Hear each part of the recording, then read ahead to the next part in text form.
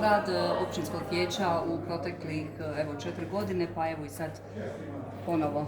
Tako je, znači rad općinskog vijeća u novom sazivu općinskog vijeća, 11 vijećnika Hrvatske demokratske zajednice, 2 vijećnika SDP-a. Iznimno sam zadovoljan kao predsjednik općinskog vijeća sa radom svih naših vijećnika, suradnja sa načelnikom također fenomenalna. Politički mir i stabilnost su osnovni preduvjet našeg razvoja našeg mjesta, suradnja sa načelnikom, svi projekti koje ste vidjeli u prezentaciji. Ono što nas posebno veseli, to je činjenica da smo stvorili europske uvjete življenja na području naše općine. Mnoge mlade obitelji dolaze živjeti u našu općinu. Uvjeti takvog življenja su sigurno vrtići. Vrtić koji smo napravili prije 3 godine popunjen sa 200 djece, sada gradimo novi za 150 nove djece.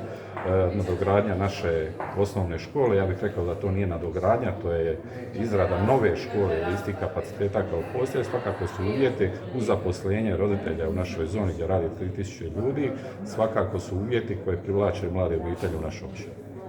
Eto. Hvala puno.